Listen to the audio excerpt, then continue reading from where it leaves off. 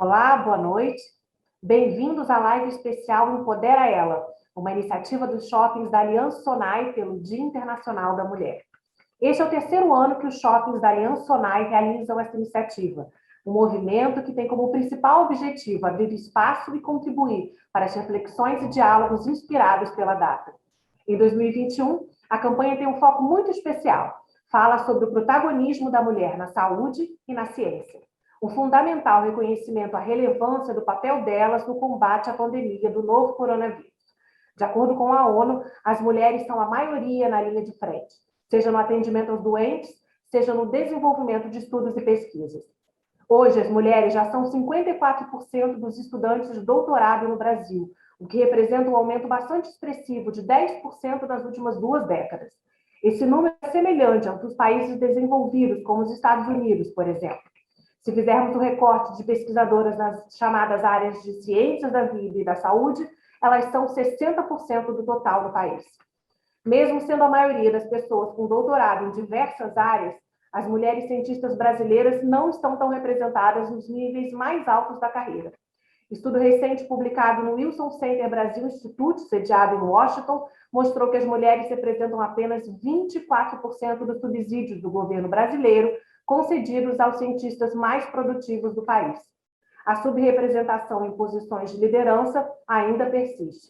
As mulheres cientistas são apenas 14% da Academia Brasileira de Ciências.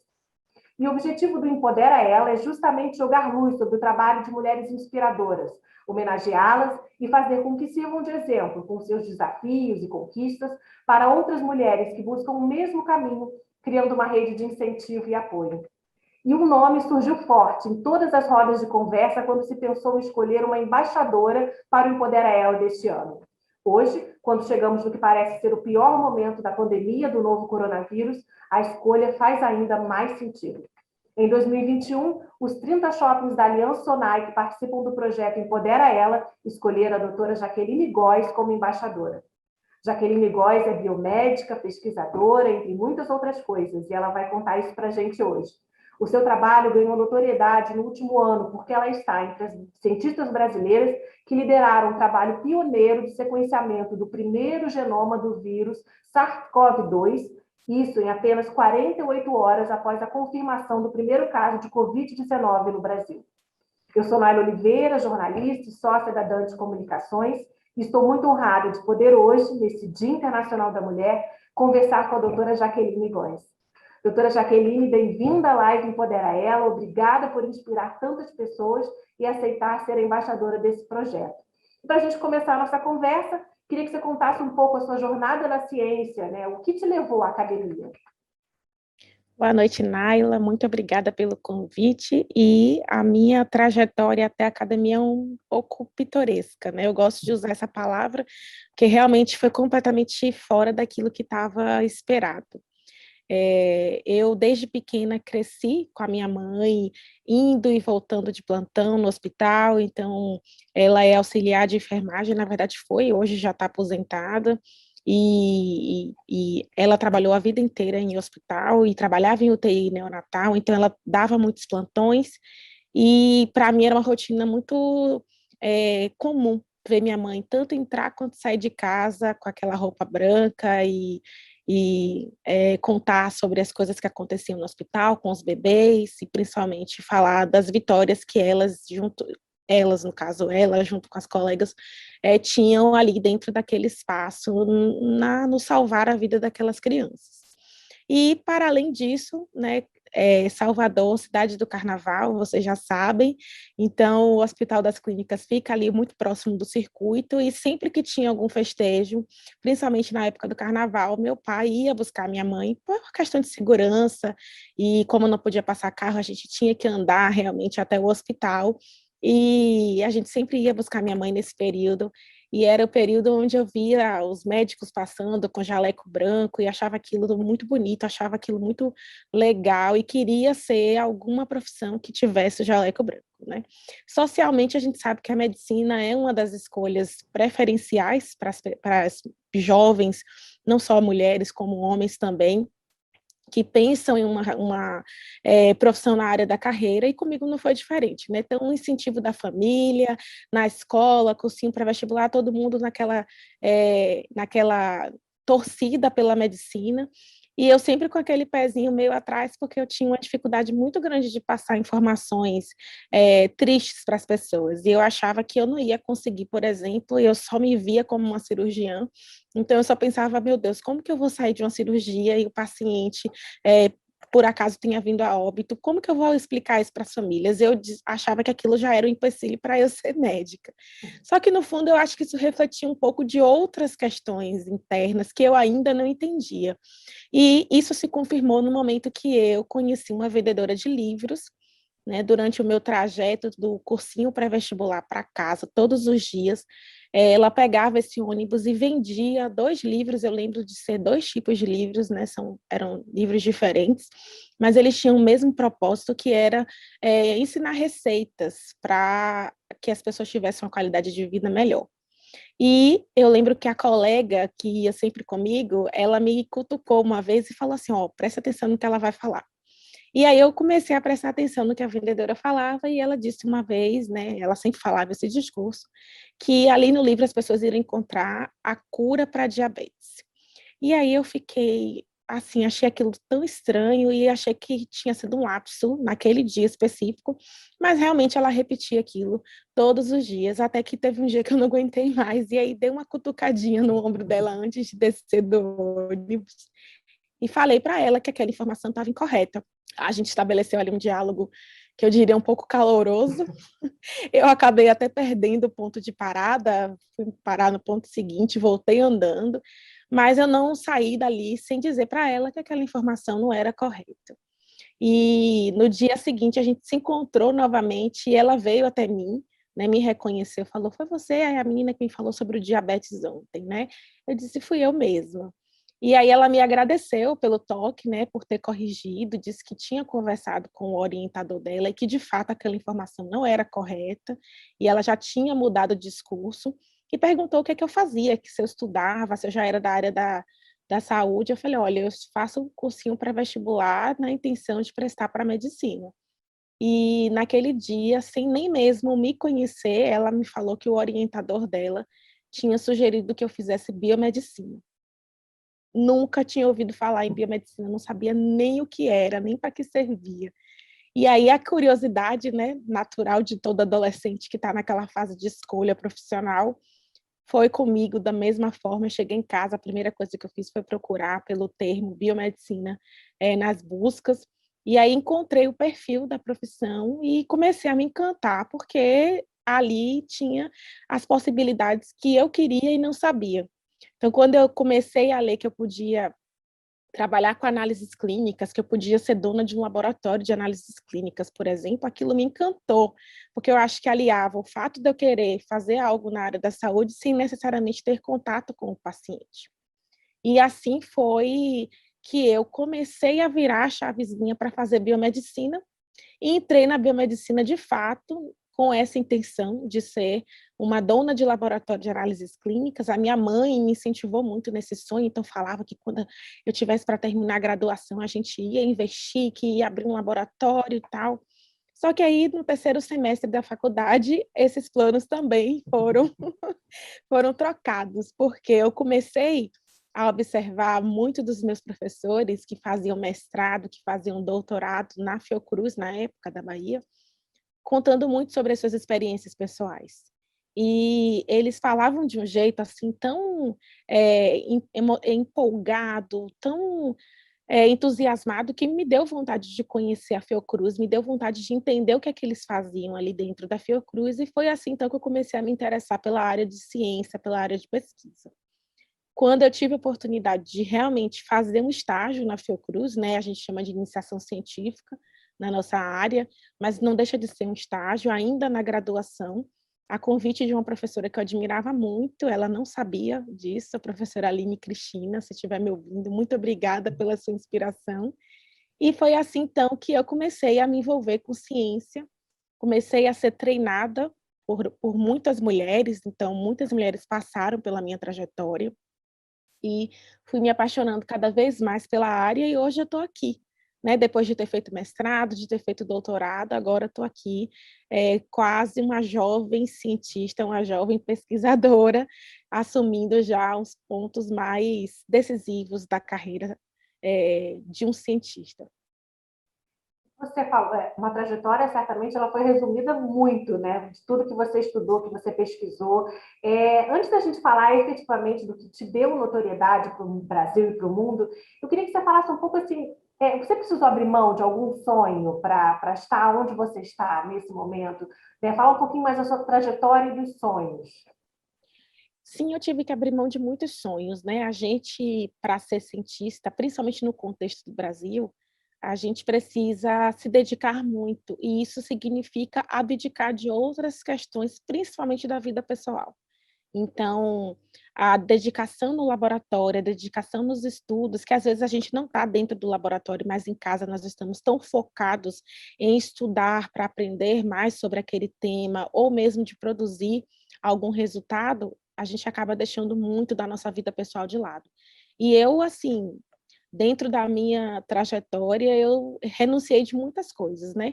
Não só de estar com a minha família efetivamente durante finais de semana, durante os momentos cotidianos, mas já perdi Natal, já perdi feriado, porque precisava ir no laboratório, porque precisava entregar determinado resultado. A gente acaba deixando um pouco dessa vida do emocional um pouco de lado também, então você não quer perder muito tempo com a namorada, você não quer perder muito tempo com gente que vai te encher a cabeça ou que vai te deixar um pouco fora do eixo, então você acaba deixando um pouco as coisas de lado. E eu acho que hoje, né, eu no alto dos meus 31 anos, as pessoas acham que eu ainda sou muito nova, mas obviamente que agora a maternidade também já é uma coisa que começa a bater na nossa porta e que eu particularmente ainda não vejo espaço para que ela aconteça, pensando nas questões da ciência, né? Obviamente que se isso acontecer em algum momento vai ser muito bem-vindo, mas se for uma questão de escolha, eu sei que nesse momento eu ainda não estou na minha melhor forma, na minha melhor estrutura para poder receber, né, essa nova vida, para poder gestar essa nova vida. Então, eu acho que, assim, para a gente que é cientista, principalmente para cientistas mulheres, isso pesa muito. A gente não tem ainda essa estrutura da ciência que possa nos conceder, que possa nos ajudar a trilhar esse caminho e conseguir ser produtivo ao mesmo tempo. Então, acaba que a gente escolhe ser profissional e vai deixando a vida pessoal, às vezes, de lado, até o momento em que dá. E aí as coisas vão acontecendo meio que ali no segundo plano. Eu vou aproveitar o gancho disso que você falou, é que a gente recebeu dezenas de perguntas de seguidores dos nossos shoppings espalhados por todo o país. Pessoas interessadas pela sua trajetória que moram, por exemplo, em Manaus, no norte do Brasil, Taboão da Serra, em São Paulo, no sudeste, Brasília, centro-oeste, Salvador, na sua cidade, no nordeste do país. E aí tem uma pergunta que veio de um dos nossos clientes, que pergunta, que justamente tem a ver com isso que você está me falando, por ser mulher, você enfrentou algum empecilho durante a sua trajetória na ciência? Olha, a gente, por ser mulher, a gente enfrenta, assim, né, alguns empecilhos de ordem mesmo da natureza feminina. Hoje a gente discute muito, não só aqui no Brasil, mas em outros países, que, infelizmente, a cúpula das decisões ela ainda não é equitária, né? A gente não tem 50% homem e 50% mulher decidindo como a ciência vai ser feita, decidindo quais são os investimentos que serão realizados, nem como a gente vai direcionar cada um desses investimentos. Isso ainda acontece muito, né? Ainda é uma realidade nossa no Brasil, e, obviamente, que quando você não tem mulheres representando outras mulheres nessas questões de decisão, acaba que muito do que é decidido não contempla nós mulheres. Então, eu enfrentei, e acho que todas as mulheres cientistas enfrentam dificuldades, obviamente, da nossa natureza feminina que não são contempladas, que não são compreendidas nesses ambientes onde o poder de decisão ainda se encontra majoritariamente na mão dos homens, né? E isso é uma realidade que a gente precisa mudar, é algo que a gente tem discutido muito atualmente, e eu creio que a gente está mexendo com as estruturas, Em algum momento, isso vai virar realmente algo mais significativo a ponto de promover mudanças reais, mudanças efetivas, mas ainda estamos naquele campo das discussões. Mas sim, é mais difícil para a mulher conseguir trilhar esse caminho, porque ela precisa conciliar todos esses papéis sociais, né, que a mulher tem para além da profissão, e que nem sempre isso acompanha os homens, né? As mulheres, elas são exigidas a exercerem outros papéis sociais, como o papel de mãe, como o papel de cuidadora de determinados ambientes, não só residenciais, mas até familiares. Então, por mais que a gente saiba que já existe essa discussão sobre divisão de tarefas iguais, a gente sabe que grande parte das tarefas, principalmente nessa pandemia, que foi um agravante, recaiu sobre as mulheres. E isso é um reflexo do que vem acontecendo já há muito tempo e que, obviamente, eu estive inserida em alguns contextos. Então, foi um pouco mais difícil, sim. E as mulheres têm se destacado, de alguma maneira, no combate ao coronavírus, né? Como eu falei no início, né, a própria ONU apontou que elas são a maioria dos profissionais que estão na linha de frente, né? E também na área de pesquisa, né? E aí, então, como que um feito realizado, né, por você e pelas outras mulheres cientistas que deu tanta notoriedade, qual é a contribuição, né, jogar a luz sobre o feito, né, de vocês terem feito o sequenciamento do genoma do coronavírus no Brasil em tão pouco tempo, né? Como é que isso, de alguma forma, pode contribuir para a mudança na história da própria participação da mulher na ciência? Olha, eu acho que a gente ter sido reconhecida dentro do nosso trabalho por algo que despontou, né? O Brasil, ele realmente foi colocado no destaque em relação ao sequenciamento quando nós entregamos aquele resultado de 48 horas depois. Eu gosto sempre de falar sobre isso porque é, parece que foi algo que aconteceu da noite para o dia, que eu tive um insight e, de repente, consegui sequenciar o vírus junto com a equipe, junto com o pessoal. E, na verdade, não foi assim, né? Essa é uma trajetória que já vem há 4, 5 anos agora, praticamente quase 5 anos, né? Em junho completa 5 anos que nós começamos a trabalhar com essa tecnologia. Então, a gente foi, ao longo desses quase 5 anos, aprimorando a tecnologia, até que no momento do SARS-CoV-2 nós estávamos preparadas o suficiente para responder de forma rápida. Então, na ciência, nada acontece assim, né, da noite para o dia. É um investimento que é feito a longo prazo e que precisa ser contínuo para que a gente possa dar cada vez mais respostas. Então, ter colocado o Brasil nessa posição de destaque e, mais ainda, as mulheres, as cientistas brasileiras nessa posição de destaque, fez mostrar o quanto que nós somos invisibilizadas, né? O quanto que esse trabalho que a gente já fazia há quase 5 anos nunca foi de fato mostrado. Né? Nós trabalhamos em outras epidemias, epidemia de Zika, epidemia de febre amarela, epidemia de chikungunya, e nunca tivemos esse destaque tão grande que foi dado pela mídia. Foi um grande passo para a gente começar a observar a pesquisa, a ciência que as mulheres estão fazendo, e eu acho que no caso da pandemia em si, foi um grande passo para que a gente pudesse trazer informações rápidas sobre o vírus, que poderiam, né, infelizmente no caso do Brasil, não foram tão efetivas por conta de outras esferas governamentais que não aderiram às recomendações que a gente tinha para oferecer naquele momento, e que nesse momento está se repetindo, infelizmente. Então, a gente ainda tem que lutar um pouco com essa questão da dificuldade das pessoas, né, de compreenderem, de aceitarem o quanto que a ciência tem para trazer de informações e pode ajudar a salvar vidas, porque é isso que a gente está precisando nesse momento, né, um momento tão crítico que o Brasil está vivendo, a gente precisa salvar vidas. E para salvar vidas, a gente precisa ouvir a ciência. Neste momento, a gente precisa ouvir a ciência. E você falou, né, de uma forma geral, da participação sua e das outras mulheres envolvidas nesse projeto, que já é de tanto tempo, né? Isso, assim, é muito importante a gente pensar que a ciência não é um pulo do gato, né? O pulo do gato ele só acontece com muito trabalho, né? O que significou para você? Porque a doutora Jaqueline, pesquisadora biomédica, ela já tem muitos trabalhos importantes ao longo da sua trajetória e certamente você fará outros tantos, né? Mas essa notoriedade, o que significou para você enquanto pessoa, mulher, filha, e pesquisadora?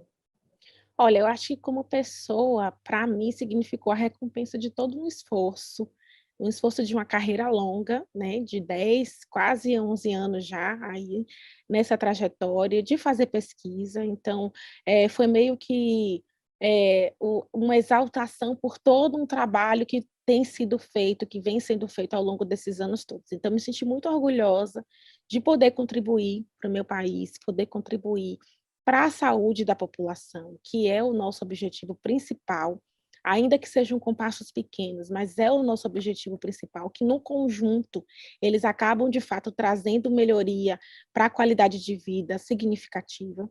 Acho que como filha, sem dúvidas, foi mostrar que o investimento que foi feito pelos meus pais não foi em vão, né? Os meus pais, eles são muito reservados. O meu pai, então, extremamente reservado. Ele não gosta de aparecer, ele não gosta nem que o nome dele seja citado. Mas eu sei que, no fundo, ele sente muito orgulho.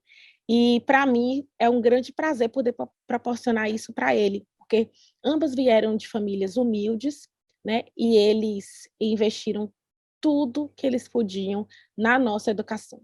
Então, eu sempre falo isso, nós não tivemos luxo na nossa casa, nunca faltou alimentação e alimentação de qualidade, mas a gente nunca teve regalias, nós nunca tivemos luxo. E todo o dinheiro que meu pai tinha, que minha mãe tinha, eles investiram na nossa educação.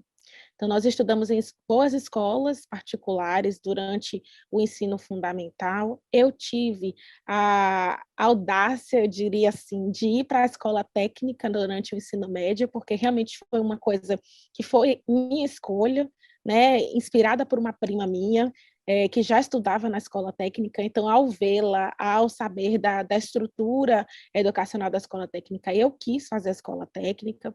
Depois, eu escolhi um curso que na minha cidade ainda não tinha, e, na verdade, até hoje não tem, que é um curso público, né, o curso de biomedicina em Salvador, especificamente, não tem um curso público, então eu acabei fazendo o curso particular, e meus pais arcaram com isso durante toda a graduação, sem financiamento, no esforço. E aí eu vejo que depois disso tudo eu consigo trazer um pouco de retorno para eles, né, em relação a todo esse investimento que foi feito. Então eu me sinto muito feliz por ter proporcionado isso para os meus pais. Apesar deles serem reservados, eu sei que eles gostam, eles sentem muito orgulho do que está acontecendo, né, se sentem realmente muito orgulhosos. E eu acho que para a sociedade, como mulher negra, como mulher nordestina, colocar realmente a nossa cor e colocar a nossa origem nesse destaque nacional, mostrar que é a falta de oportunidades que não permite que outras mulheres como eu alcancem resultados similares ou até mais importantes do que os meus. Então, eu acho que foi uma oportunidade para mostrar que a nossa estrutura social ela precisa ser repensada para dar mais oportunidades às mulheres, né, para empoderar essas mulheres. Então, por isso que, para mim, Empodera Ela é algo muito forte, porque realmente é você olhar para um talento que precisa ser lapidado e dizer, eu vou dar condições para que esse talento ele possa florescer, ele possa realmente trazer todo o seu potencial, ele possa demonstrar todo o seu potencial, e esse potencial volta para a sociedade, e isso volta, né? Isso gira sendo uma retroalimentação. Você falou aí dos seus pais, mas você, na resposta à primeira pergunta, você falou de três mulheres, né? Falou da sua mãe, né? Falou da moça do ônibus e de uma professora, né? Qual é a importância, né? Eu queria que você falasse um pouco dessa cadeia de mulheres que te inspiraram, quais são essas mulheres, né, que te inspiraram e te trouxeram até aqui, e a importância do passo além de agora de você ser uma mulher que inspira outras mulheres, da importância dessa dar as mãos, valorizar e uma inspirar a outra para a gente alimentar e, de fato, mudar e fazer as transformações que a sociedade precisa, né? Sim, eu sinto, Naila, que nós mulheres, nós precisamos de fato abraçar as outras mulheres, dando possibilidades para que elas alcancem aquilo que elas sonham. E eu demorei muito para perceber o quanto que muitas mulheres, durante a minha trajetória, foram fundamentais para que eu alcançasse esse patamar que eu alcancei, né? Então, começa pela minha mãe, que dedicou e ainda dedica muito, acho que todo o ser dela, ela dedica para os filhos, né? Então, hoje pela manhã, nós falávamos, e ela dizia, minha filha, eu sou tão orgulhosa de você, né? Então, assim, eu fico feliz quando eu ouço da minha mãe, porque minha mãe me ajudou muito. Eu tive vontade de desistir em muitos momentos, porque a trajetória não foi fácil, e foi minha mãe quem segurou minha mãe e me disse: você vai conseguir. Todo esse esforço que você está tendo agora vai ter uma recompensa lá na frente. E eu achava que aquilo era papo de mãe, né? Eu achava que assim, isso aqui é psicologia materna só para você realmente se alinhar ali de novo. Mas não é. A minha mãe, ela tinha muita clareza do meu caminho, né? Porque ela via o quanto que eu estava plantando, o quanto que eu estava semeando, e que os frutos não poderiam ser diferentes. Então, ela foi fundamental na minha trajetória. E eu contei com a inspiração, né, da professora Aline Cristina, como eu falei aqui, a professora Marilda Gonçalves, que hoje é diretora da Fiocruz, me apoiou muito em muitos momentos da minha caminhada. Eu sempre falo dela porque eu lembro que nos momentos assim mais difíceis que eu pensei realmente em desistir, ela me colocou na sala dela e me pediu para contar tudo o que estava acontecendo, por que eu estava chorando, por que eu estava angustiada, e olhou para mim e me disse: eu não admito que você desista. E ela foi, sem dúvidas, um ponto de inspiração e de apoio para que eu realmente não desistisse da minha carreira. E, mais recentemente, a professora Valéria, que me acolheu, assim, que me abraçou e disse assim, vamos, eu vou te conduzir. E ela é uma das principais responsáveis por eu ter participado de algumas premiações e ter ganhado essas premiações, porque se fosse pela minha própria vontade e rotina, eu jamais teria tido tempo de organizar a vida para poder participar dessas premiações. Então, são mulheres que realmente fazem parte significativamente da minha trajetória. E essa vendedora de livros, que eu tenho uma vontade de reencontrar, eu tenho uma vontade de me reconectar com ela, eu não me lembro o nome, eu não sei se eu já ouvi o nome, porque assim, como ela era uma vendedora, eu não lembro se ela se apresentava ou se ela simplesmente fazia a divulgação, mas eu lembro muito vagamente do rosto dela e lembro da voz, que eu acho que foi uma coisa que me marcou muito, porque como ela falava todos os dias, então aquilo ficou, né? Então era uma voz anasalada, assim, eu lembro muito, mas eu ainda não consegui, né? Inclusive, se você estiver me ouvindo, por favor, entre em contato comigo, porque eu quero muito, muito, muito te reencontrar, porque você foi decisiva para esse caminho que eu tomei, né? Senão, talvez eu estivesse aí numa profissão, talvez financeiramente bem, mas não necessariamente feliz, né? Então, acho que isso é, assim, eu sou muito grata porque isso aconteceu, essa reviravolta, e foi provocada por ela, né? Então, eu tenho muita vontade de conhecê-la, quer dizer, não conhecê-la, de reencontrá-la, né? Porque a gente, querendo ou não, já se conhece. Tomara, ó, se ela manda mensagem para a gente que a gente coloca em Isso, contato com a doutora por favor. Jaqueline. E tem uma pergunta que chegou aqui também de um dos nossos seguidores dos nossos shoppings, né? É tão legal, assim, a sua gratidão a uma pessoa que fez parte de alguma mudança na sua vida e ela não faz ideia disso, né? E você é uma pessoa, né, com tantas realizações, uma fala tão doce, mas tão consistente, né? E, assim, até quando você pensa em você como uma inspiração, quais atitudes que você tem que você acredita que inspiram outras mulheres?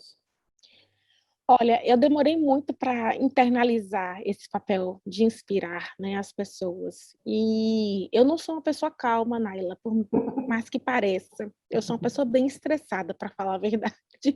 Mas eu acho que é por conta dessa correria do dia a dia, de ter que decidir tudo muito rápido, de fazer as coisas muito rápido e de ter muita pressão sobre mim. Então, isso acaba me deixando um pouco mais agitada. Mas eu percebo que quando eu falo, e aí essa característica que você falou, você tem uma voz muito doce, você tem uma fala muito doce, firme, porém doce. Eu acho que isso encanta as pessoas. O jeito de falar, o jeito de dizer que, apesar das dificuldades, é possível, né? De não apenas reclamar, mas sim dizer que as dificuldades elas existem, elas estão aí, elas vão existir e a gente precisa suplantá-las. E para fazer isso, a gente precisa de uma rede de apoio, né? Não fazemos sozinhas. Então, as pessoas que vieram antes de nós já abriram caminhos para que nós alcançássemos pelo menos esse patamar. E agora a gente precisa desbravar o restante do caminho para que quem vem depois de nós possa não só seguir o que já foi trilhado por outras antes de nós, mas que também siga aquilo que nós desbravamos. Então, eu me sinto muito nesse papel de mostrar para as meninas, e mostrar para as meninas negras, as meninas nordestinas, que é possível sim, que é necessário a, a abertura de oportunidades, é necessário. Precisamos trabalhar mais em cima disso, sim, mas eu acho que se depender de mim, né, em termos de apoio, nem que seja um apoio psicológico, essas meninas vão ter. Então, eu sinto que talvez essa inspiração seja muito mais por essa trajetória e por as meninas verem que é possível. Olha, eu sou esteticamente igual a ela, eu venho da mesma cidade, eu venho do mesmo estado, da mesma região do país, que a gente sabe que é minorizada, que é criticada, que é estigmatizada, e eu estou aqui e me coloco como exemplo realmente para que essas meninas e mulheres possam também alcançar os seus sonhos. Eu costumo dizer que eu sou uma mulher muito persistente, e até hoje pela manhã, conversando com minha mãe, falando com ela, eu não sei o que é que tem dentro de mim, mas às vezes eu nem vejo o que está para além de 2 palmos, mas eu tenho uma fé tão grande que eu acredito que vai dar certo, e aí eu dou o primeiro passo e só espero que o caminho seja firme, porque se não for, eu tenho que me rebolar para resolver, mas eu não me atemorizo, e eu acho que isso é uma das coisas que nos faz alcançar, né, posições melhores, é não se atemorizar, é não precisar da terra firme, é de saber que a gente pode fazer o nosso caminho, né, com fé, com sabedoria, a gente pode fazer esse caminho. Não precisa ser um caminho que esteja completamente trilhado. Então, eu acho que é um pouco disso. Dessas minhas falas, dessa forma como eu apresento as ideias, eu acho que as meninas se inspiram nisso, e a ideia é justamente essa, é que elas possam encontrar força, mesmo que seja uma força de discurso, mas que elas possam encontrar forças para darem continuidade às caminhadas que elas já iniciaram. Você falou uma coisa muito importante, que é rede de apoio. É curioso que, às vezes, as mulheres só falam em rede de apoio quando se refere, por exemplo, à maternidade, né? Que é um momento inequívoco que a mulher precisa de uma rede de apoio. Mas a mulher tem rede de apoio, precisa dela ao longo de toda a sua trajetória, né? Eu queria que você falasse um pouquinho da sua trajetória, a sua rotina como pesquisadora, porque para você parir uma pesquisa, você parir um estudo com uma consequência tão importante para o Brasil e para o mundo, você precisou de uma rede de apoio. Então, eu queria que você falasse um pouquinho para essas meninas que se inspirem e possam pensar numa vida na ciência, como é a sua rotina, né, no seu dia a dia de pesquisadora, e como é que a rede de apoio se insere, né, e faz a diferença nesse seu dia a dia. Olha, Nala, é muito importante você ter tocado nesse assunto, porque em pesquisa a gente não faz nada sozinho. Por mais que a gente tenha bastante conhecimento, por mais que a gente entenda como é uma técnica, por mais que a gente saiba como realizar, a gente não faz nada sozinho. E comigo não foi diferente, né? Então, as circunstâncias fizeram com que eu estivesse ali naquele momento em que o primeiro caso foi confirmado. Era eu quem estava mais próxima, digamos assim, do laboratório, que tinha acesso direto ao laboratório. Mas toda a preparação do nosso grupo foi feita por uma rede muito grande de mulheres, inclusive, porque o nosso grupo ele é majoritariamente feminino. Então, eu só consegui fazer, e só foi possível, junto com as minhas colegas, junto com toda essa rede de apoio que funciona ali dentro, né, do nosso grupinho, que a gente chama, e que permite que isso aconteça. Então, a rotina nossa é muito pesada, né? Agora, ela deu uma diminuída ali por volta de agosto, outubro, mas agora com as novas variantes, isso tem se tornado novamente algo muito pesado. E eu tive que contar com apoio psicológico, com apoio não só físico e laboral dessas meninas, né, junto ali na equipe, mas também o apoio psicológico, porque saindo de casa muito cedo para ir trabalhar, às vezes passando 15, 16 horas dentro do laboratório, por muitas vezes eu só fui para casa, e não só eu, elas também só foram para casa para tomar um banho e tirar um cochilo, porque até as nossas refeições a gente fazia no laboratório. Então, teve uma época em que a gente precisou se dedicar tanto para gerar os estudos futuros, né? Porque o sequenciamento do primeiro caso foi um estudo. Em seguida, nós continuamos fazendo e replicamos isso para 427 outros genomas, em apenas 3, 4 meses. Vocês imaginam o quanto que nós não trabalhamos nesses sequenciamentos para gerar 427 vezes mais aquilo que tinha sido feito naquelas 48 horas iniciais. Então, foi um período muito difícil para todas nós, e a gente precisava se revezar por conta da pandemia, por conta do lockdown, do fechamento das cidades. Muitas de nós trabalham, ou estudam muito, perdão, reside muito longe do estudo, das faculdades e do trabalho. Então, isso também faz com que essas mulheres tenham dificuldade de chegar. E é essa rede de apoio que eu contei, né? Eu contei com essas meninas, não só para realizar tudo que a gente faz nosso grupo, mas também para ter companhia, para ter suporte psicológico, porque a gente cantava, a gente ria, a gente chorava junto, e a gente virou praticamente nossa vida ali dentro do laboratório uma família, indo para casa só para tirar um cochilo, um repouso, e depois voltar para a rotina de novo. Então, quando foi sequenciado pela primeira vez o genoma, isso foi um dado, né? Foi uma situação específica.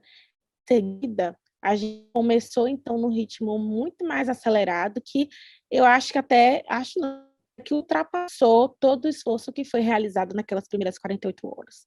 Então, ter essa rede de apoio também nessas mulheres que fazem parte do CADE, que é o nosso grupo de pesquisa, dá suporte para que a gente alcance outras posições, para que a gente chegue mais longe. Não só eu, mas todas juntas. Fala um pouquinho melhor sobre esse grupo. Ele é formado por quantas pessoas? Quantas são mulheres? Quantos são homens? Que especialidades compõem esse grupo de pesquisa?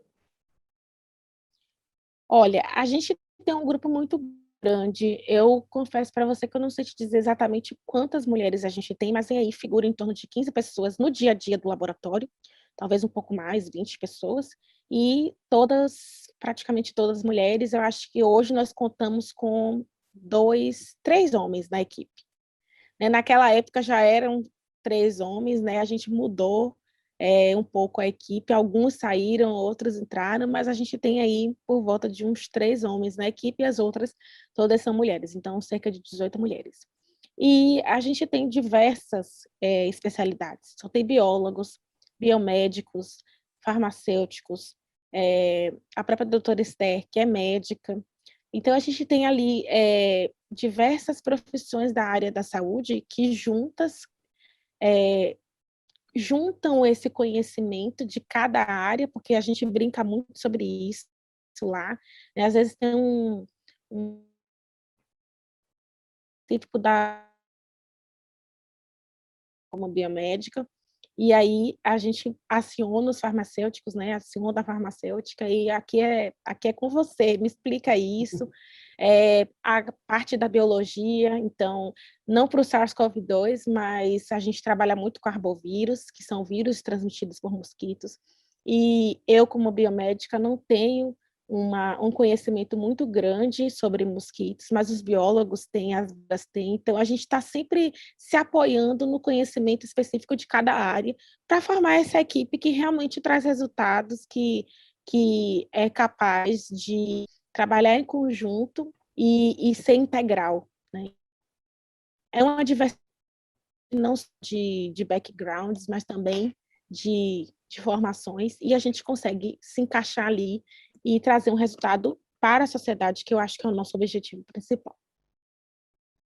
Uma pergunta também de um cliente nosso que chegou pelas redes sociais dos shoppings é se você acha que a sua trajetória dentro da ciência te ajudou de alguma forma a se encontrar como mulher. E aí você trouxe, né, um quesito da questão da maternidade, né, que é o momento e aí, né? Em que momento eu me dedico a isso ou não, né? Mas como, né, ser mulher na ciência, como esse encontro aconteceu na sua vida? A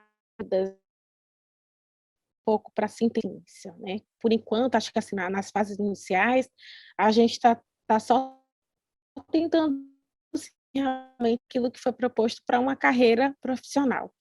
Aos poucos você vai percebendo que, para além da sua carreira profissional, você é um indivíduo, você é um ser que tem outras áreas ali envolvidas que cursam junto com a carreira profissional, mas que precisam de cuidado também. Então, eu acho que eu me entendi como mulher, realmente, assim, quando eu precisei sair de casa pela primeira vez, né, que foi durante o mestrado, quando eu fui para Ribeirão Preto, e era a minha primeira experiência fora de casa, era a minha primeira experiência morando sozinha numa ninguém viagem, assim. Então, aquela história de eu não ter tanto medo de desbravar, né, o que está à minha frente, isso vem lá de trás. E foi ali que eu acho que eu percebi o quanto eu, menino, mulher, que tomava decisões, que era determinada, que era incisiva. Então, foi naquele momento que eu me percebi como mulher para além da ciência, mas em conjunto com a ciência. E o que você diria, né, para meninas que hoje estão cogitando em seguir na carreira da ciência, da pesquisa, do estudo? O que você diria para essas meninas que estão cogitando isso? Olha, eu acho que para as meninas que querem fazer a carreira da ciência, sem dúvidas é necessário muita dedicação, né? É necessário persistência, porque o caminho ele não é fácil, ainda não é fácil. A gente luta todos os dias para que esse caminho vá ficando cada vez melhor para quem vem depois, mas ele não é um caminho fácil, então é um caminho que é, quem está entrando precisa saber que vai enfrentar muitas dificuldades, que vai ter momentos de desânimo, até de querer desistir, mas é a persistência que faz com que nós alcancemos o resultado. Então, eu falo muito que a gente só sabe que o resultado é positivo depois de já ter visto várias vezes um negativo. Então, na ciência é mais ou menos desse jeito que funciona. A gente tenta 10, 15, 20 vezes até uma dar certo. E aí, quando aquela dá certo, você pode realmente replicar. Mas antes de dar certo, dá muito errado. Muito mesmo. Então, eu acho que ser cientista é isso, é aceitar os resultados errados como resultados, né? E partir daquele ponto de um resultado negativo, de um resultado errado, de algo que não é o nosso esperado, para conseguir alcançar aquilo que nós esperamos. Então, tudo é resultado. E eu acho que o conselho que eu dou é isso, é que tudo é resultado. Se você conseguiu passar no vestibular, é um resultado. Se você não conseguiu, também é um resultado. Se você conseguiu entrar para um grupo de pesquisa, é um resultado. Se você não conseguiu, também é um resultado, porque está lhe dando a oportunidade, inclusive, de explorar outras opções. Então, tudo na ciência é resultado, e eu acho que esse é o conselho que eu dou para as meninas e para os meninos também, que querem fazer ciência, persistir e entender que tudo é resultado. E aí, pensando para frente, né, quais são os sonhos, né, da doutora Jaqueline, cientista, e da doutora Jaqueline, mulher, né? O que você, quando você olha para frente para o seu futuro, e o futuro na ciência, o futuro pessoal, o que você projeta? O que você deseja? Olha, como pesquisadora, eu projeto ter o meu grupo de pesquisa, né?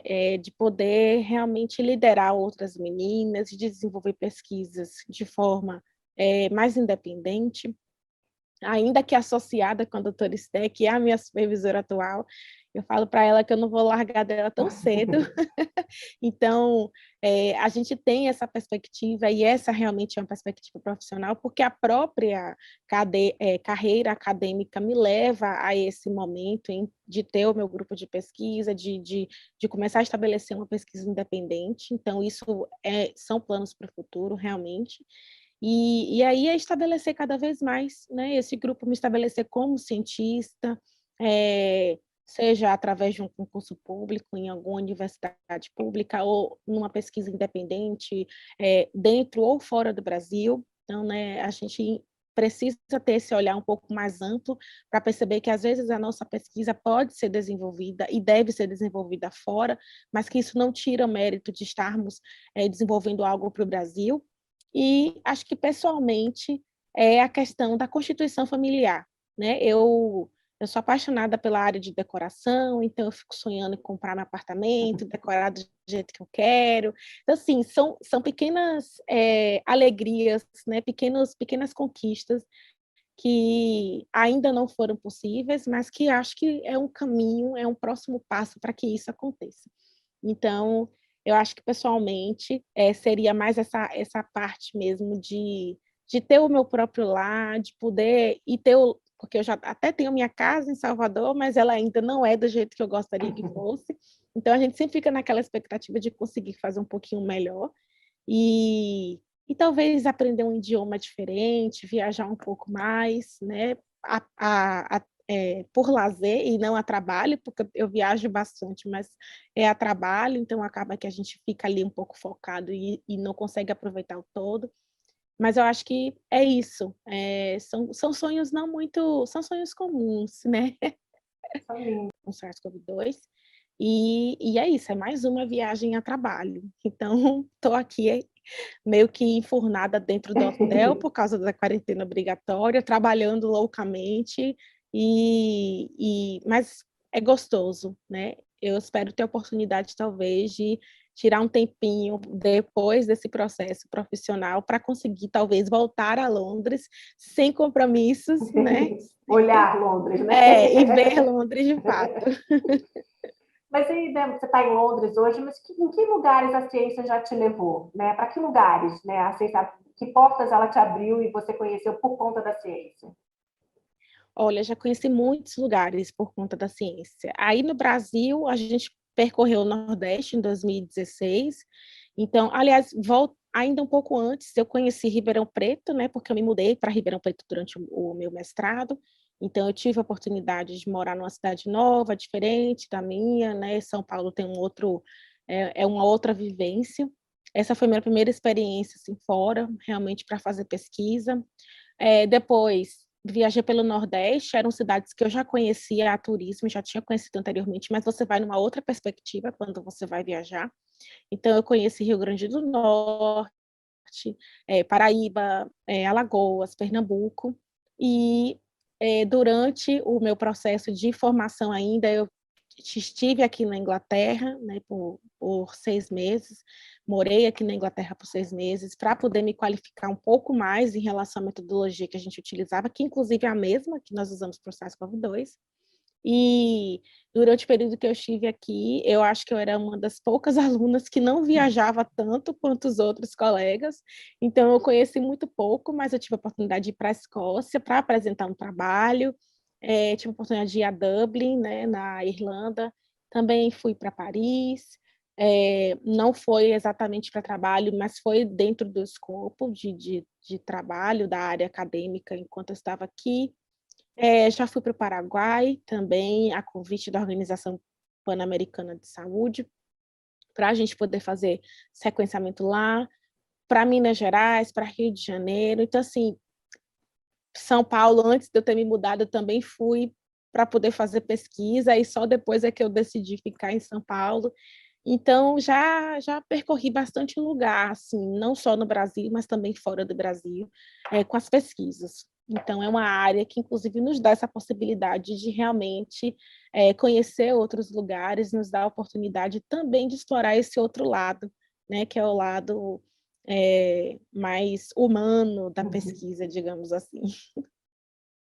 A gente está chegando na reta final da nossa conversa, desse papo delicioso, e aí, né, a data de hoje, o Empodera Ela, no dia 8 de março, não é à toa. Eu queria que você falasse um pouquinho o significado do Dia Internacional da Mulher para você.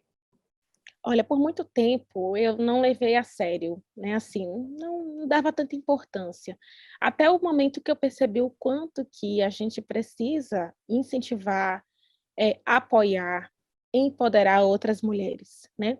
E às vezes é necessário um dia para que nós, mulheres, nos lembremos também disso, porque às vezes na nossa correria a gente não se celebra e a gente não celebra a existência das outras. E eu acho que o dia 8 de março, para mim, hoje, é exatamente o dia de celebrar existências, né? Não só a minha, porque a gente às vezes esquece também de celebrar a nossa própria existência, mas a existência daquelas que vieram antes e aquelas que vêm depois, né? É a oportunidade de olhar para o perfil de cada mulher que está ao nosso redor e pensar o quanto que aquele perfil é valioso, o quanto que aquele perfil é importante para a minha construção social e para a construção social de muitas mulheres que estão naquele contexto. Então, foi uma ressignificação recente, inclusive, do dia 8 de março, mas tem sido, assim, gratificante poder parar para poder olhar para o outro e dizer, nossa, eu admiro muito isso em você, e saber que quando eu admiro algo numa outra mulher, é muito provável que aquilo seja um reflexo daquilo que eu admiro em mim também. Então, olhar para a Naila e dizer, Naila, eu admiro o seu sorriso, significa que eu espelho o meu sorriso também nele. Então, acho que o dia 8 de março está sendo isso para mim, né? Está sendo esse momento de conhecer outras mulheres, inclusive através do Empodera Ela, inclusive agradeço pela oportunidade de conhecer outras mulheres que têm histórias tão incríveis e que têm muito a contribuir no processo de empoderamento de outras mulheres. Eu vou ler aqui a frase que você mandou para a campanha, né? Para quem acompanha essa campanha que já está no seu terceiro ano, né? Ela teve várias fases, né? Quando a gente podia estar no presencial, né? As internautas mandaram frases para ilustrar o empoderamento, né? O Empodera Ela, frases motivacionais para outras mulheres. Elas foram estampadas no shopping, né? Nessas várias edições. Esse ano a gente tem a limitação, né? Da questão do distanciamento, mas essas frases estarão estampadas como stickers na campanha ao longo de todo esse processo, e a doutora Jaqueline mandou uma frase para a campanha Empodera Ela. Eu vou ler aqui. Ser uma mulher empoderada é honrar a luta de quem veio antes, nutrindo a força de quem virá depois. Eu queria, doutora Jaqueline, que a gente encerrasse a nossa conversa aqui, você mandando uma mensagem para todas as mulheres e homens que estão assistindo você. Para as mulheres, né, eu acho que hoje é um dia para a gente se celebrar, como eu já falei.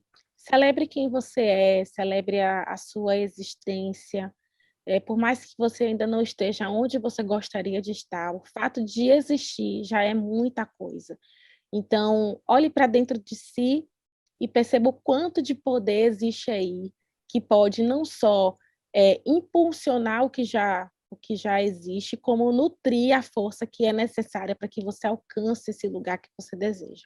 E acho que para os homens que acompanham essa live, sem dúvidas, o dia 8 de março é um dia de reflexão, né? O que é que eu, como homem, posso fazer para diminuir as diferenças que existem entre os homens e as mulheres? O que eu, como ser, né, e aí para além da masculinidade, posso fazer para diminuir essa distância que existe entre os homens e as mulheres? Como eu posso celebrar a existência dessas mulheres? Eu acho que com pequenas ações, os homens também vão percebendo aos poucos o quanto que é importante apoiar essas mulheres, principalmente apoiar, porque às vezes a gente não tem esse apoio, né, masculino.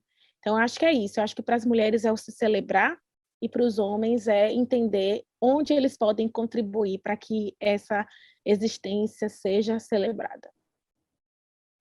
Jaqueline, muito obrigada pela sua participação, por ter aceitado ser embaixadora do Empodera Ela 2021. A gente vai encerrar aqui nossa conversa. Eu conversei com a doutora Jaqueline Góes, biomédica, uma das cientistas que lideraram o trabalho pioneiro de sequenciamento do primeiro genoma do vírus do coronavírus, em apenas 48 horas após a confirmação do primeiro caso de Covid-19 no Brasil. O Empodera Ela é um projeto da Aliança SONAI. Obrigada por nos acompanhar até aqui. Boa noite.